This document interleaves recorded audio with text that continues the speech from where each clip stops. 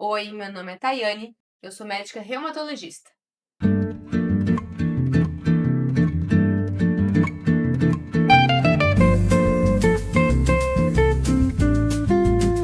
Hoje a gente vai falar um pouquinho sobre o lúpus, uma das doenças aí, né, diria que mais famosas na reumatologia, mas que gera muitas dúvidas também.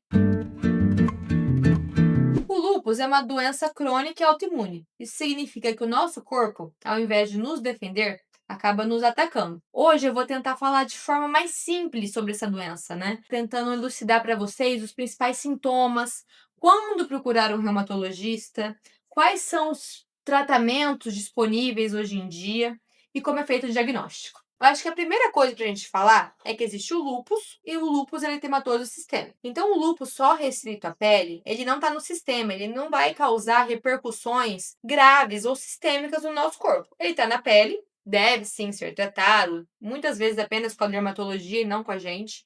E existe o lúpus eritematoso sistêmico, que além da pele, está sim no nosso sistema sanguíneo. Então, recapitulando, ele pode atingir a pele, ele pode atingir o pulmão, ele pode atingir o coração, pode atingir o sangue e pode atingir principalmente, né, o nosso maior medo ali, os rins. Um ponto também muito interessante para ser dito é que ele cursa com surtos e remissões. O que significa? Muitas vezes, né, o paciente tem vários surtos da doença, muito inflamado, e de repente fica em remissão.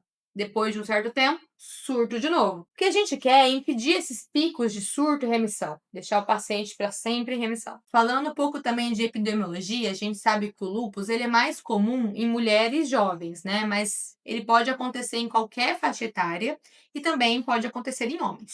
E por que essa doença acontece, né? Essa pergunta é de 1 milhão. A gente não sabe ainda por que acontece, mas existe uma combinação genética e alguns fatores ambientais que podem despertar a doença. Ou seja, existem indivíduos que têm esse traço genético, né, esse gene do lúpus no sangue. E depois de algum gatilho, pode ter esse infecções, estresse, uma gestação, a doença é acordada, entende? É muito comum também pacientes que têm parentes de primeiro grau ou então, né, tios distantes com alguma doença autoimune virem a ter o lúpus. Mas fiquem tranquilos que não necessariamente porque você tem a mãe com lúpus, você também vai desenvolver a doença. Então, falando aqui um pouquinho sobre os sintomas mais comuns, vamos começar com um clássico, que é a lesão da pele, tá? Mas muitas vezes ela não vem bonitinha, igual a gente vê nos filmes, né? Ou então em alguns artistas famosos que levantam a bandeira do lúpus. O mais famoso é a famosa lesão em asa de borboleta que acontece nessa região aqui.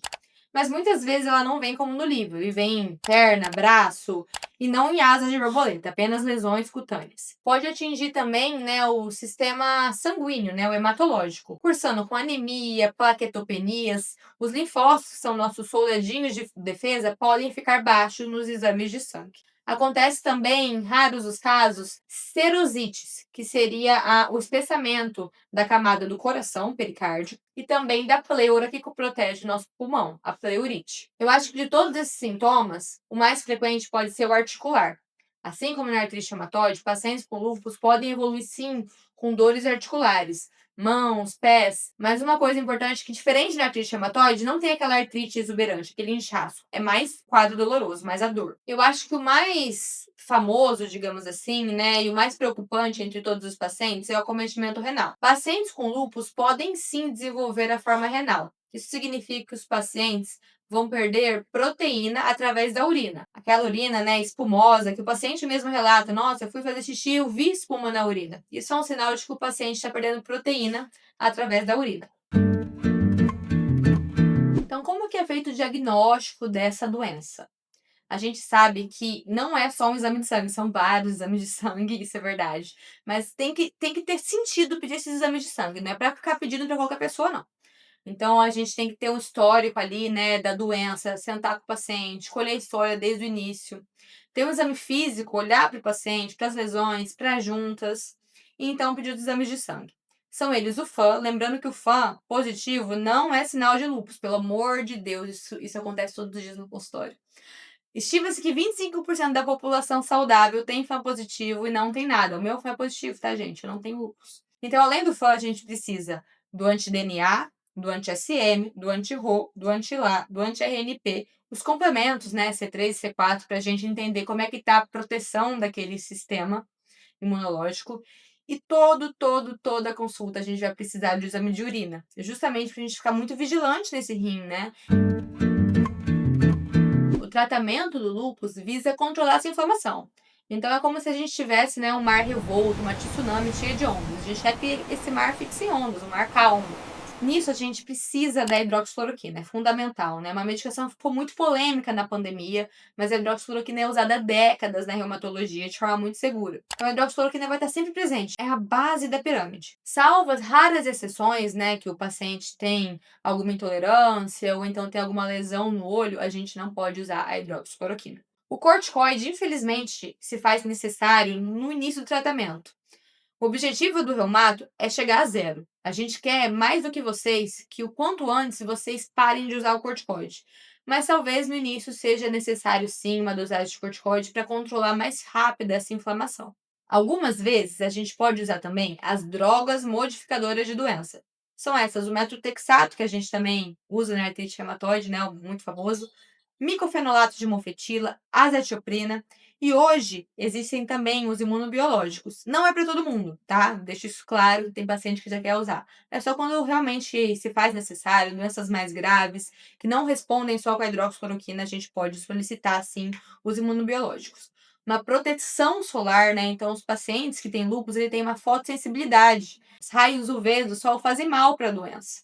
Então, a gente pede para o paciente não ir à praia, ou se quando frequentarem a praia, preferirem aqueles horários, né? Ou de manhãzinha, bem cedo, antes do sol forte, ou final da tarde, e sempre com muita proteção. Então, protetor solar, chapéu, até blusas UV. Além disso, o paciente precisa sim ter um estilo de vida saudável. Então, não é porque o paciente tem lúpus que ele não deve fazer as coisas que ele fazia antes, principalmente ir à academia, se alimentar de forma saudável, tá?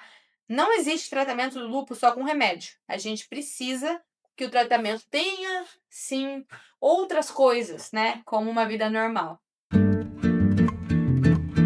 Então vamos falar sobre os nossos famosos mitos, são muitos. Lúpus é sempre grave, não necessariamente, tá? Claro que a gente tem uma vigilância muito grande dessa doença, mas como ele é muito variável, tem pacientes que apresentam uma forma muito branda, né? A gente chama até de lúpus leve. Mulheres com lúpus não podem engravidar. Vamos com calma nessa também, tá? É um mito sim. Claro que exige um cuidado maior, uma gestação, né, planejada, sempre planejada. Mas se a doença estiver bem controlada, podem sim ter uma família, gestar. Lúpus só afeta a pele? Não.